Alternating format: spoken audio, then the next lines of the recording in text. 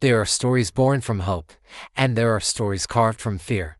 This one is both, far across the dust-blown deserts and jagged mountains. Beyond lands where the sun sinks blood-red into the horizon, stood a forgotten kingdom called Selene. Its people were once prosperous, joyful, proud. But all of that changed the day the dragon came. The marsh outside Selene was not always a place of nightmares. Once, fishermen cast nets into its waters. Children played at its edges. But now, the swamp breathed like a living creature thick with smoke, rot, and something far more sinister. The first signs were small, livestock vanishing, scorched earth patches, shadows gliding beneath the moonlight. Then came the screams, and finally, the dragon revealed itself. It rose from the swamp like a demon waking from ancient sleep, scales black as midnight oil, wings stretching wider than a ship's sails, eyes burning like molten stone. Its roar shattered windows, its breath charred stone. The townspeople fled in terror, the king trembled, and Selene submitted. A beast of hunger demands feeding. And a starving dragon demands obedience. At first the dragon took cattle, goats, horses, anything with flesh enough to quiet its monstrous hunger. But livestock ran out quickly. Tribute switched to gold, silver, jewels. Still the beast demanded more.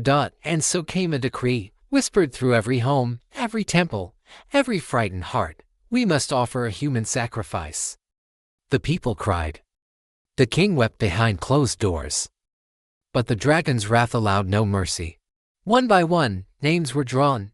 The chosen were led to the swamp.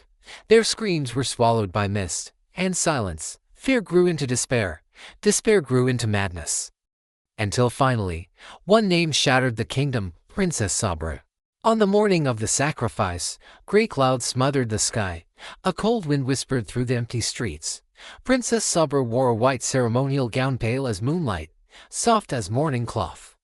She walked alone, guarded not by knights but by trembling priests who dared not look at her. She did not scream. She did not beg. She did not run. She knew the dragon would come, and she knew the kingdom had chosen her to die. At the edge of the swamp, she waited, hands clasped, heart steady, breath shaking but brave.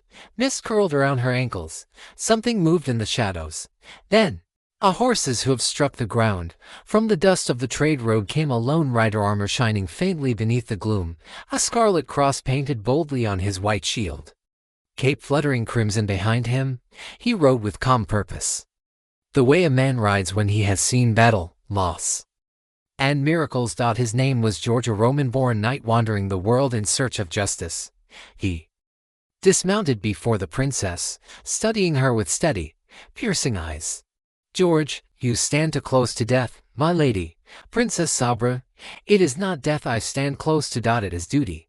When George heard the truth of the dragon, the fear, the sacrifices, his jaw tightened. "George, show me the beast." The priests begged him to leave, insisting no sword had ever harmed the monster. But George simply rested a hand on his spear. "George, no innocent should die while I still breathe." The swamp rumbled. A low growl slithered through the reeds like thunder crawling on its belly. The water trembled. Birds fled.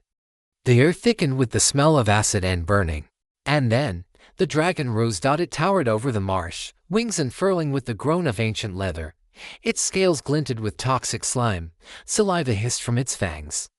Each breath carried heat enough to warp steel. The princess stumbled back. George stepped forward. "Another sacrifice." George pointed his spear. "George, no, a challenger." The dragon laughed, a terrible sound like rocks grinding in the throat of a volcano. And then it struck.